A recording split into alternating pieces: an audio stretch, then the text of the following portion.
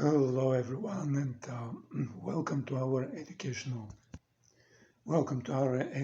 session. My name is Paul Arsov, and I'm the founder of the Decentralized Web project. The topic of today is how to navigate today's uncertain world. The topic touches on predictions about the future and implications for social life and business context, behavior, and life. I'm going to talk about some of the projects that we're working on in the end of this presentation, but let's get back right to the beginning of this presentation, how to navigate today's uncertain world. There are a number of trends that we could be watching there, but five not obvious ones that we think they may make their way into people's day-to-day consciousness, and it is coming in the near future. The first trend I like to mention is de-materialization. And if we are looking at science fiction writer Arthur Clarke, he famously observed that any sufficiently advanced technology is indistinguishable from magic. A lot of our new technologies are magical indeed. We can consider the modern smartphone that made flashlights, recording devices, cameras, health monitors, paper maps, calendars, and so on and so on. They made these devices obsolete by including all these things in one tiny little package, or services such as Spotify that allows you to access a vast treasure trove of content with little more trouble than spelling out or speaking what you're looking for. You can think of these trends as dematerialization, in which outcomes that used to require a physical device of some kind can now be achieved through some other mechanism. Back in the day, way back, there was no such thing as recorded music available to general public. Thousands of years ago, records of how to play music were recorded on clay tablets. In 1457, the advent of the printing press made it possible to reproduce sheet music. As pianos and other musical instruments became fixtures in middle-class homes in 1800s, sheet music boomed in popularity as parlor music became the means of entertainment, and even amateurs could play music. That drove prices down, with Woolworths reportedly selling sheet music for 10 cents a copy. The recorded music business, meanwhile, was going through its own technological hurdles, finally breaking through what can be thought of as modern commercial success when stars such as opera singer Enrico Caruso made recordings that were popularly brought into front parlors everywhere. Recorded media became widespread, and radio took over after World War I as another way of distributing music. Of course, eventually we had cassette tapes, long playing vinyl records, and once music could be digitized, we got the CDs.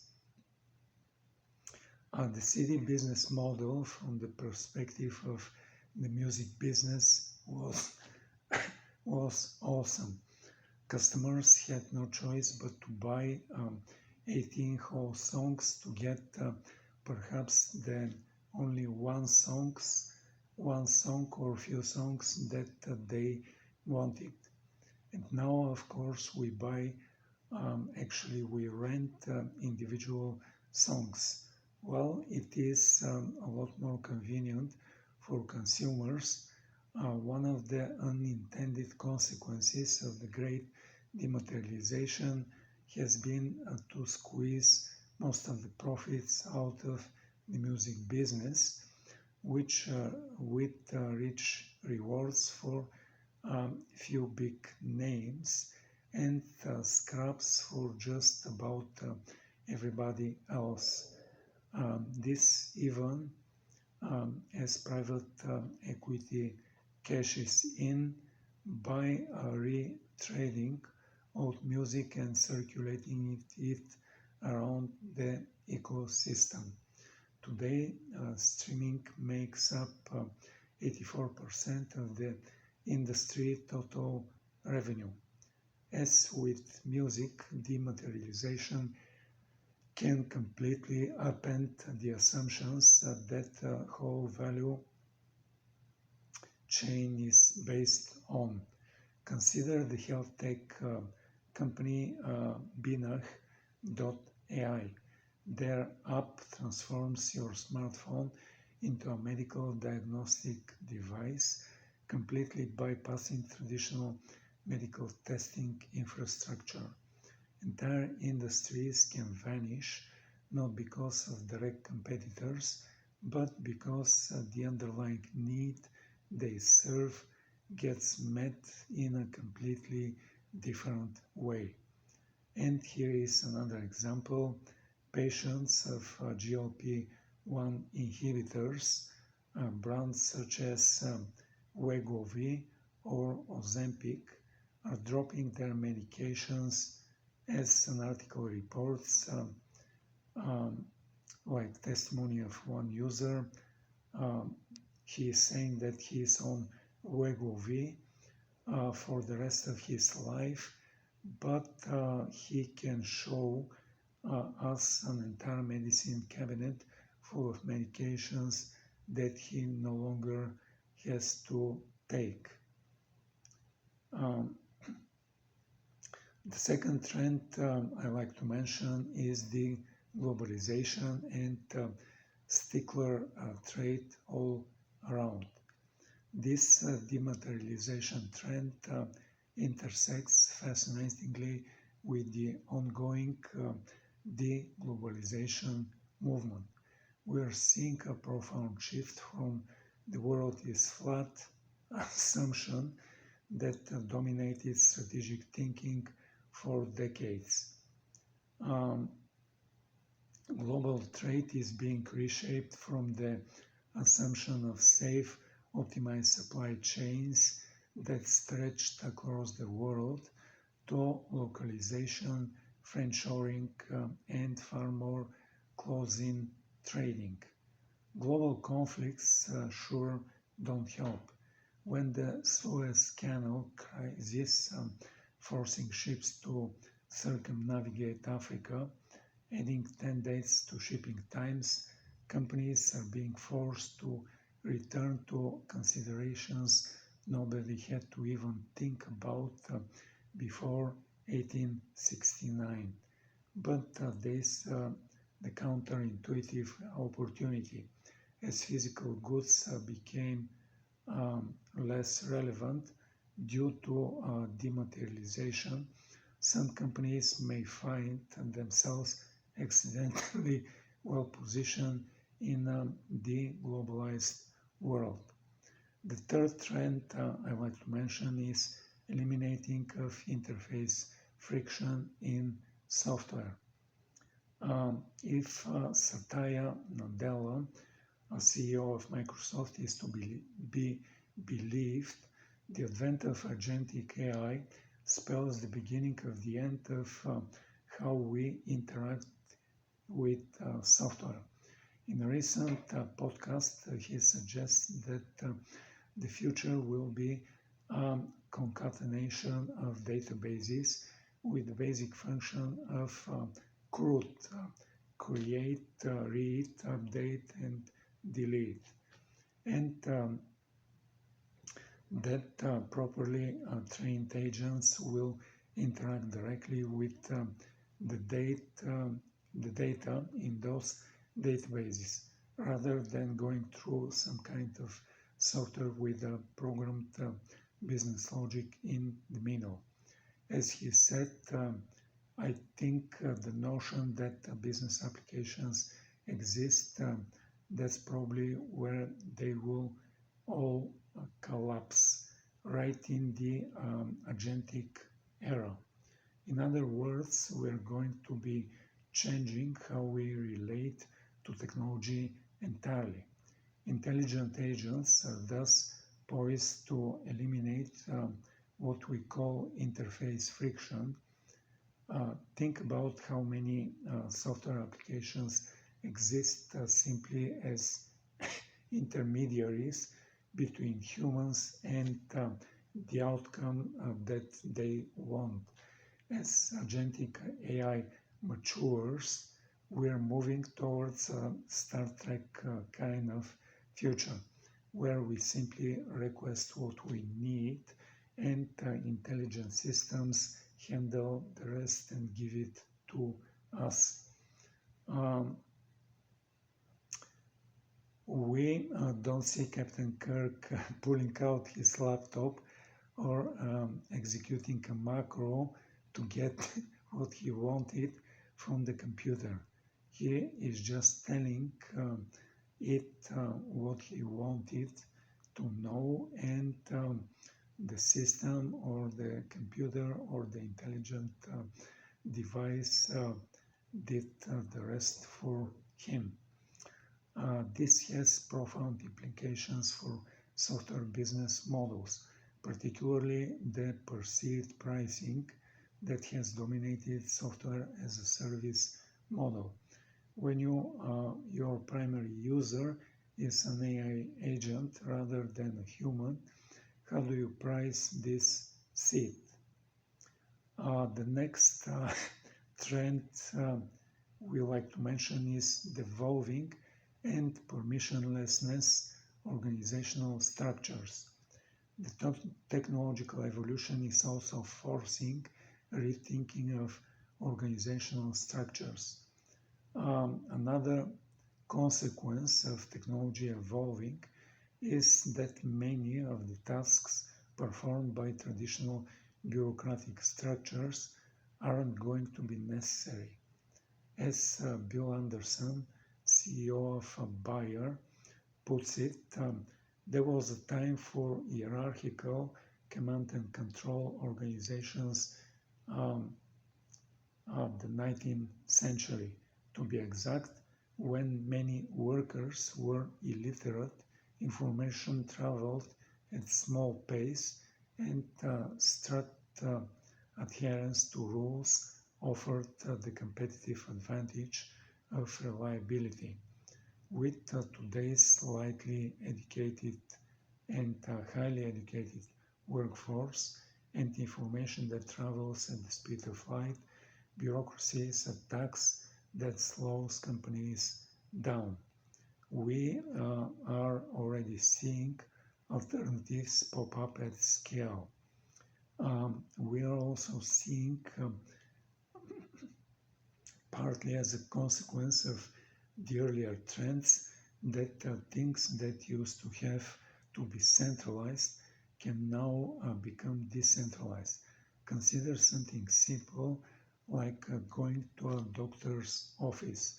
It used to be that office was the only place where expensive skills and equipment were located, and the cost of that needed to be amortized across many patients. Today, many procedures that used to have to be done there can be done at home or in distributed settings. You can do your own EKG, take your own blood pressure and pulse, and give yourself injections that used to have to be infused. You get the idea. That is going to introduce unprecedented shifts in assumptions about where matters such as care are delivered. And the next trend I like to mention, demographics are destiny. While technologies and their evolutions are unpredictable, demographics are not. Among the things which are utterly predictable are some key demographic shifts that will shape our landscape very, very soon in near future. One is an unprecedented wealth transfer to women among the baby boomer generation. This isn't just changing investment patterns, though the preference for community and family-oriented investments over pure index beating strategy is significant. It represents a fundamental shift in economic power that could reshape corporate priorities and stakeholder capitalism in ways we are only beginning to understand. We are also confronting the issue that women are not having babies. They are voting with their wombs, with the result that many countries are facing a ticking demographic time bomb. Despite fronting efforts by governments and policies alike, few countries are seeing a reversal in this trend. As a recent observer noted, what we are to do now is that almost without exception, when women live in places that allow them access to birth control, access to education and access to jobs, they overwhelmingly have fewer children. We would argue that this is a classic strategy of the commons type of a problem. Well, more babies are great at a societal level. The costs are still borne by individual women and families. In making a rational calculation about what is best for their lives, many are concluding that having children or having many children makes no objective sense to them. The strategic imperative, the key to thriving in this year and near future, won't be about picking the right trends or making accurate predictions. It will be about developing uncertainty capabilities. This means first building organizations that can rapidly recognize themselves as assumptions, organizations that can rapidly reconfigure themselves as assumptions change. Developing early warning systems for non-obvious threats and opportunities. Creating portfolios of strategic options rather than rigid plans. And finally, fostering cultures that see uncertainty as a source of opportunity rather than threat by adopting an entrepreneurial mindset. The companies that will win in this environment, or people who thrive in this environment, see uncertainty as a source of opportunity rather than a threat by adopting an entrepreneurial mindset. The companies and individuals that will win in this environment won't be those that correctly predict the future. They will be those that build the capability to adapt to whatever future emerges. And with this said, I'm ending this presentation, and I like to. I'm coming back to this the beginning of this presentation when I told you that my name is Paul Arsov, and I'm the founder of the Decentralized Web project. Currently, we're working on several projects that I like to mention one after another. The first project that I want to mention is the Decentralized Web project, and in this project we're building decentralized communication and advertising platform. It has its own blockchain instance, and it provides rewards for the users who are joining the platform, and the platform itself is going to be monetized through the means of advertising. The user can permissively turn on or turn off advertising and be rewarded for the time they spent seeing the advertisements that they allow to be played and put on screen. With this said, I like to tell you the URL and the name of this project.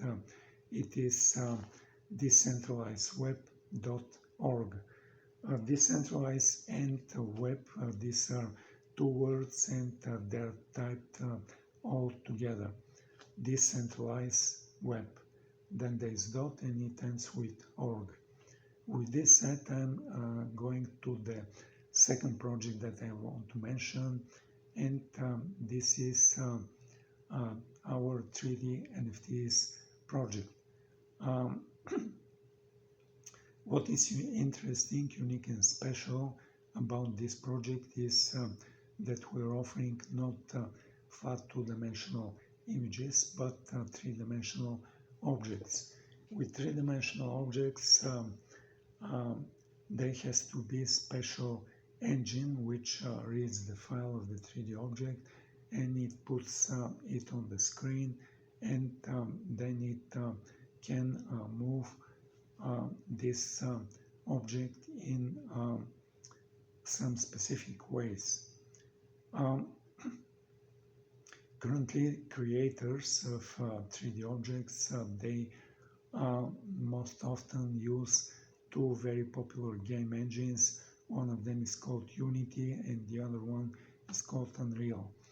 But from the very beginning of our 3D NFT project, we decided to build our own 3D software engine, and this 3D software engine, what it does, it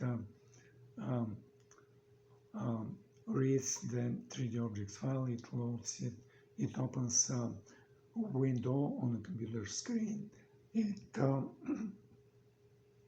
displays the 3D object, and it starts animating it in a way of moving it around in a random fashion around the window. But in addition to these initial and basic capabilities, our 3D software engine provides multiple additional capabilities. The first additional capability is the capability of speaking. Our 3D NFTs can speak in one of three different voices. The 3D NFTs can speak either in a male voice or in a female voice or in a whisper kind of a voice. In addition to the three basic voices, there are three different flavors of voices. A voice can be spoken either in a normal speed fashion, or in a fast speed fashion, or in a slow speed fashion. If we take a male voice, and it is spoken in a slow speed fashion, this voice can come as the voice of a very masculine person, or the voice of an old person. If, on the other hand, we take a female voice and it is spoken in a fast-speed manner, then this voice can come as the voice of a little girl or the voice of a funny person. Then the next additional important capability of our 3D software engine is the capability of voice recognition. You can give, when you have a 3D NFT which is moving in a random fashion around a window, you can give it your very first voice command to stop moving. And then the 3D NFT is going to stand still and stop moving. You can issue following voice commands to the 3D NFT to move left, move right, move up, move down, zoom in, zoom out, rotate. And then the 3D NFT is going to fulfill each one of these separate voice commands and move left, then move right, move up, then move down, zoom in, zoom out, rotate. The next additional and important capability for our 3D NFTs is the capability of them having a basic artificial intelligence. You can ask the 3D NFT, who are you? And then the 3D NFT is going to tell you in a few sentences about who they are. You can ask the 3D NFT to describe something. For example, describe Web3 or describe decentralization or describe Russia. And then the 3D NFT is going to describe in few sentences about Web3 or decentralization or the country called Russia. Finally, the last additional but not least important capability of our 3D NFTs is the capability of them being displayed in a way of stereoscopics. What stereoscopics means is that part of the 3D NFT is going to be displayed in red or reddish colors, and another part of the 3D NFT is going to be displayed in blue or bluish colors. Then you can order some special glasses from our 3D NFT marketplace, and when you receive these special glasses, you're going to see that one lens of these glasses is red and the other lens of these glasses is blue cyan. Then you can put these glasses on. You can request displaying the 3D NFT in a way of stereoscopics, and then you're going to see the 3D NFT as coming out of the flat two-dimensional computer screen, and you're going to see it in real 3 dimensions. With this said, I'd like to tell you a little bit about our 3D NFT marketplace as well. In our 3D NFT marketplace, we have our own blockchain instance, and this blockchain instance allows us to let users of our 3D NFT marketplace avoid paying gas fees for the deployments of the smart contracts for the non-fungible tokens, and also not pay for transactions of transfer of ownership from one user to another user. We also allow payment for purchases and receiving proceeds from sale in multiple crypto coins. Currently, the choice of crypto coins include Solana Sol, Polygon Matic, Avalanche Avax, and Qcoin, which is a big centralized crypto exchange. They have a coin called KCS. In addition to buying and selling in crypto, we have a second parallel and independent way of buying and selling of 3D NFT, and it is done entirely in fiat currency. Let's say you are a user, you come to our 3D NFT marketplace, if you browse through the collection of NFTs, you pick one NFT that you like to purchase, then you're going to present it with a video of the 3D NFT as it is moving, and then you're going to see a drop-down menu which presents you with choices of purchasing with one of 4 different crypto coins, or a fifth choice of paying with fiat currency. If you select paying with fiat currency, then the next screen is going to ask you to put the number of your debit or credit card, expiration date, and CVC. And when you click the button to complete this transaction, what is going to happen is there is going to be a transfer and transaction, and this payment is going to be deposited in is going to be converted to US dollars from your national fiat currency, and it is going to be deposited in our bank account. We're going to follow this action with a transaction of transfer of the initial ownership from our 3D NFT marketplace to you, and now you become the user of this 3D NFT. In the same way, when second user comes to our 3D NFT marketplace, they pay also with fiat currency, and let's say you play it with your 3D NFT for a while, and then you put it for sale.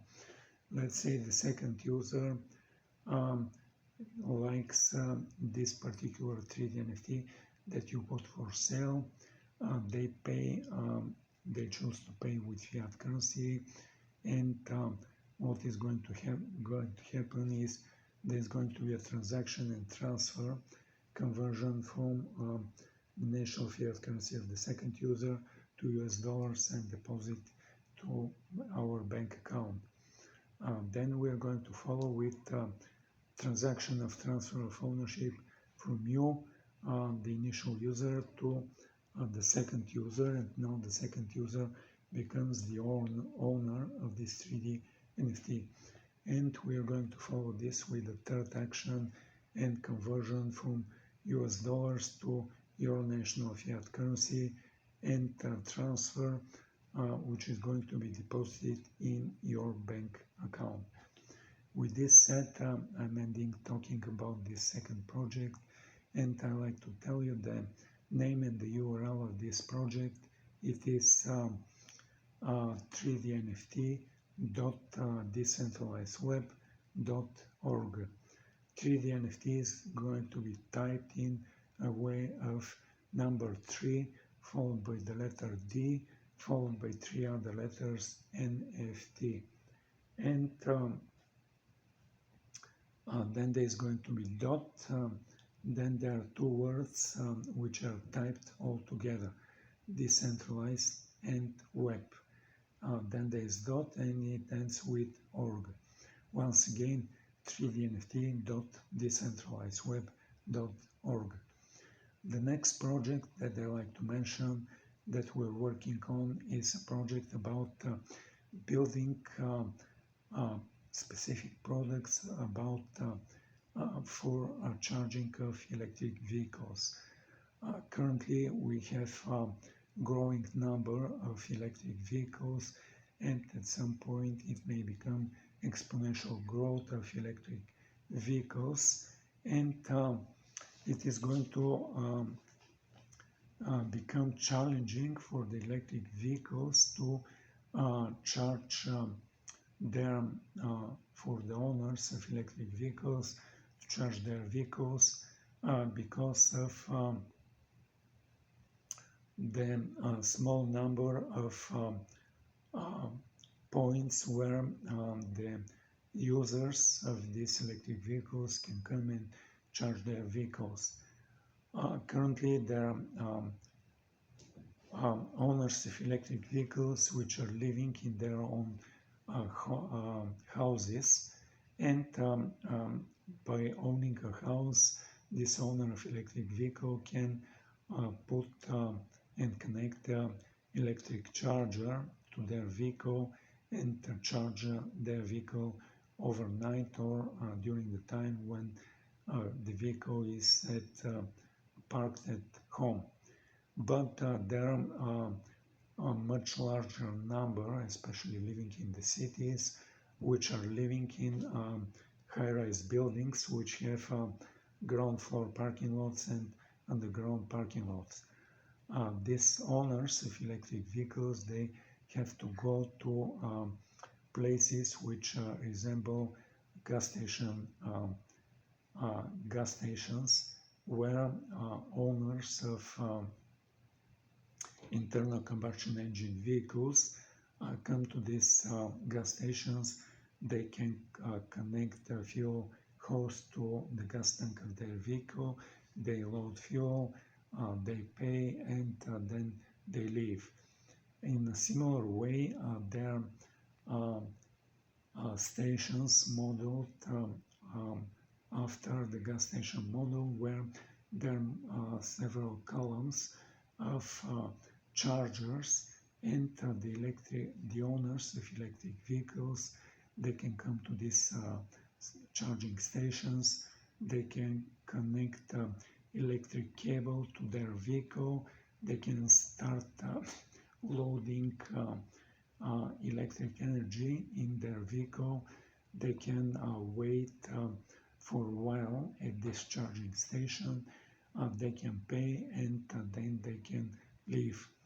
But we estimate that the number of these charging stations is going to become ultimately insufficient to handle the exponentially growing number of electric vehicles and owners of these vehicles which are living in high-rise buildings. To handle these owners of electric vehicles that live in high-rise buildings, we propose a model where we are building products that can be outfitted at parking lots of high-rise buildings, and then owners of electric vehicles can connect when they come back from work. They can connect electric cable to their vehicle at the parking lot of this high-rise building, and they can charge their vehicle during the evening, during the night, and early morning. But many of these owners of electric vehicles which are living in high-rise residential buildings are going to work to high-rise office buildings, and these high-rise office buildings have also a ground floor parking lot or multiple underground floor parking lots. In the same way, the products that we're building can be outfitted in the parking lot of these high-rise office buildings, and the owner of the electric vehicle can connect the electric cable to their vehicle after coming to work in the morning, and they can leave their vehicle to charge during the morning, afternoon, and early evening.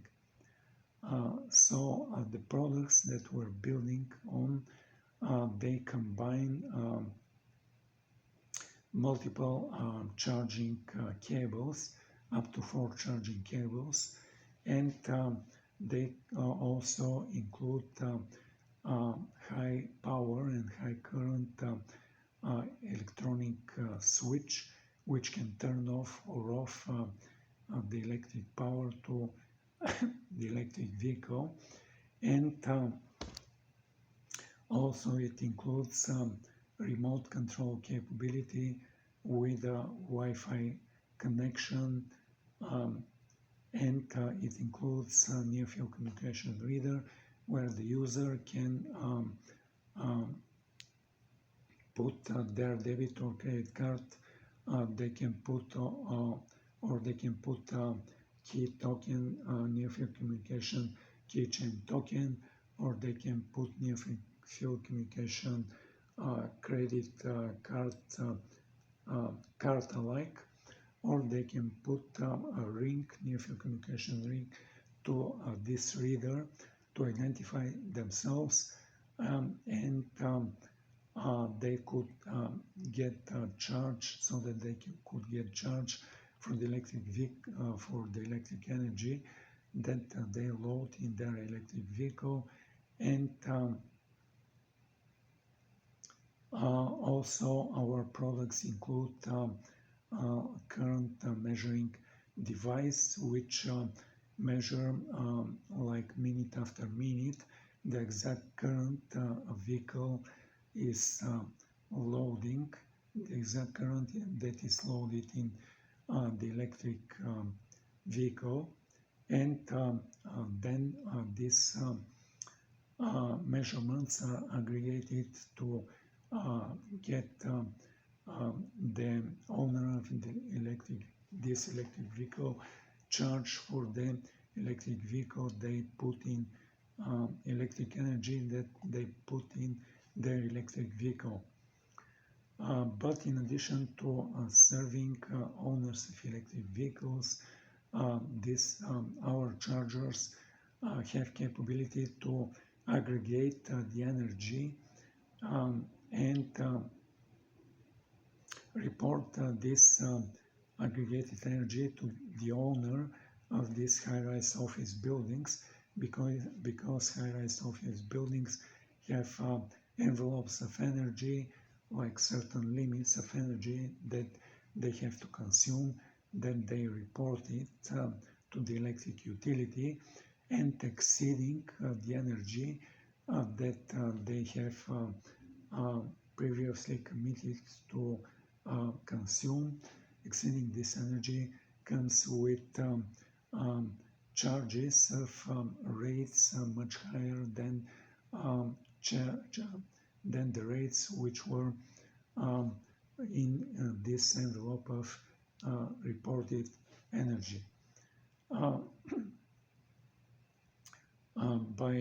In this way, the electric vehicle utility, the owner of the residential building can report, can increase their envelope of electric energy consumed, and they would not exceed this envelope that they committed to during the month they committed it to.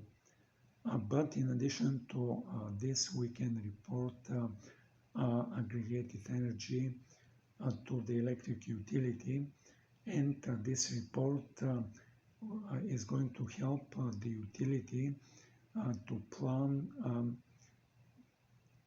for the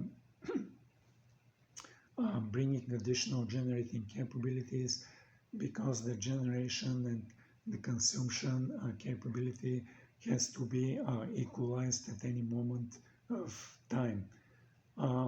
When consumption goes up, the generation has to go up, and if it does not go up when requested, it would lead to blackouts to lower the electric energy consumed to meet the current generation capability. So we can provide aggregated consumption information to the electric utilities, and also we could allow electric utilities to have remote control capabilities to turn off or turn off chargers for electric vehicles so that they could handle bringing additional generation capabilities, and then the consumption can be turned on of specific group of electric vehicles, and the generating and consumption capability could be equalized and balanced at any moment of time. With this said, I like to tell you the name and the URL of the website of this project. It is power.rstack.com. Power is the ordinary word for power, and then there is dot, then I can spell rstack letter by letter. It's Alpha Romeo Sierra Tom Echo Charlie Hotel. Altogether rstack, then there is dot, and it ends with com. Once again, power.rstack.com. The last project that I like to mention that we're working on is a project about robotics and artificial intelligence agents. Currently, we're building and we're going to release very soon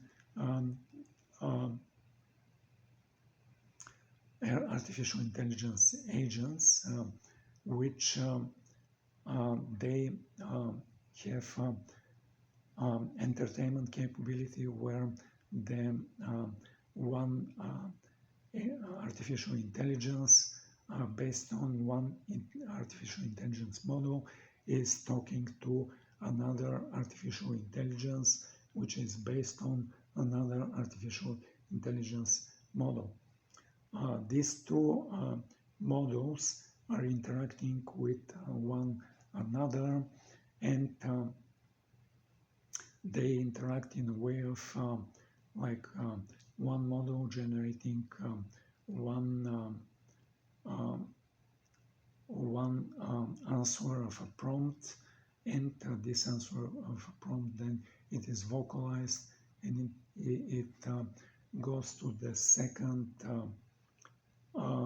artificial intelligence as a prompt, and then the second artificial intelligence is providing answer to this prompt, and then it replies back in a voice to the first artificial intelligence.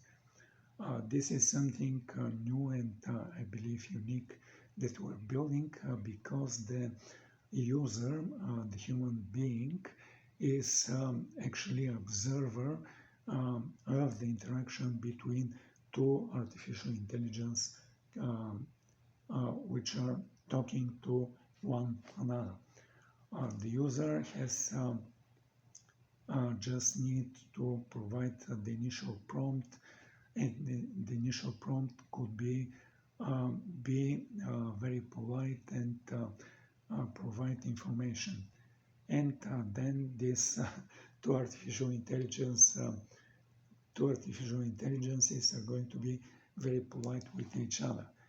But then you can put a prompt, be very mean and rude to when you provide answer, and then you are going to see in a very entertaining way these two artificial intelligences being rude to one another and interacting in this mean way, and the possibilities and capabilities are limitless, because you, the user, is providing the prompt, and you're going to be providing many other prompts as you wish and as you like. One additional capability that we're thinking of providing is recording a video of this interaction, and this video is going to be saved for you, and then you can place this video, for example, to YouTube Shorts or Instagram Instagram video or even TikTok, where like you can get viewers and viewing to artificial intelligences communicating with each other based on specific initial prompt. With this said, I like to tell you that we do not have a website and URL for this project yet, but we're going to be providing very soon this. With this said, I'm ending this educational session. Thank you for viewing. Have a nice day, have a nice evening, and goodbye.